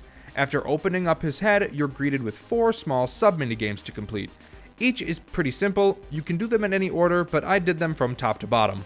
The first one is the gear game. You just have to match up each of 4 colored gears to the small brackets. Do this 3 times and the game is finished. The second minigame sucks really hard, mainly because I'm stupid and didn't understand it right away. You're given 2 boards, each with the beginning and end of a sentence. You have to swap through different options until you have a complete sentence that makes sense. After doing that a few times, the game is finished. I really hated this one since it made no sense to me and took me an embarrassingly long time to figure out. You can watch my full playthrough on my second channel, Dxtr Black, by the way. Before talking about the other two minigames, the boss of this night surprisingly isn't Farmer Felix. Instead, it's two small Percy poodles. While you're working on Felix, occasionally you hear a sound cue. When you do, you'll have to back up and find one or both of the poodles in the room and click on them to make them go away. Once you complete 2 of the 4 sub-minigames, the poodles become enraged. While enraged, they will appear more frequently and require you to click them twice rather than just once. Not too bad, honestly. The third minigame consists of spinning a crank on the bottom of the screen to fill this white bar. If you wind the crank too much, Felix will overheat. I didn't let this happen, so I don't know what happens if you do. I'd have to imagine you either die or you have to wait a while to be able to continue. When you're not cranking, the white bar will slowly decrease. Once the bar is full, the game finishes. The final minigame is just Simon Says. Beat a few levels, and it's finished. And with that, we're done with the post night and can move on to Friday night. Friday night adds nothing new to the gameplay loop, just increases the difficulty of every character we've seen thus far. After completing your tasks, we can move on to the final post-night minigame. Friday's post-night minigame is us fixing up Percy. We open up his stomach and play 3 small minigames. The first is just matching these colored knobs to the colors of their corresponding wires. Do this 3 times and we move on to the next. The second game requires us to flip 8 switches. Every few seconds, any number of them can unflip, and we'll have to flip them again. Do this until the bar fills up and we move on to the next. The final game requires us to watch 3 squares. The moment they turn green, we have to quickly click on them. Do this a few times, and we can finally get to Percy's battery. I have no idea why there's so many security measures to get to this point, and why they're all so simple a toddler could perform them. It seems pretty counterintuitive. But before anything else happens, Percy's battery begins to smoke. We call our boss and tell him what's happening. Our boss says we either need to replace his battery or find a substitute battery. Not knowing what to do, Nick puts the pal Percy inside of Percy in place of his battery, and it works. Hooray! And with that, the credits roll. In all honesty, this game is super unique and enjoyable. I really like how each night feels different from every other, and how... Wait, what the fuck? Oh yeah, that's right, baby. Final boss fight time. The pal Percy took over Percy's body and spread wires throughout the building. We run and hide in a storage closet. We find an early version of a pal Percy, and luckily for us, it's hooked up to the power. Just like in previous nights, we have to play 3 minigames to fill up the bar. When we fill up the bar, we will be given a charge. We're told that after getting 5 charges, we'll beat pal. Since this is an early version, the 3 minigames are different from the ones we've gotten used to. Let's quickly go over the 3 new ones. The first game requires us to match up 3 rows of shapes. Pretty easy, but trust me, with how stressful this night gets, even something as simple as this task can become a nightmare. The second game requires us to move Percy through a maze. This one is my favorite as it was always the least stressful for me to complete. The third game makes me want to get bucked by a fucking horse, however. This game requires you to catch a number of fish. This game is only stressful because of how long it takes. When you press space, your line will slowly drop to the bottom of the screen and then slowly come all the way back up. I hate this game so much. Along with that, all of the antagonists are different on this night, so throw all the knowledge you've memorized thus far out the fucking window. As the night goes on, more characters will be added to the night, but rather than explain exactly when each character is introduced in order, I'll just pretend like they're all active right out of the gate, like they would be at the end of the night, and explain them one by one. It makes most sense to talk about the pal Percy that we created first. In the closet, there are these 2 monitors. Occasionally, these monitors will tell you to find me. This is pal Percy giving you direct orders. When you see this message, you have to open up your camera and find which room Percy is in. When you do, you will see him showing you a toy. You will then have to go to one of the other cameras to find whichever specific toy he showed. Once you find it and click on it, his attack is over. This alone is stressful enough, but we are just getting started. Next, let's talk about this stupid fucking little Percy. He has 2 different attacks. Let's go over his most simple one first.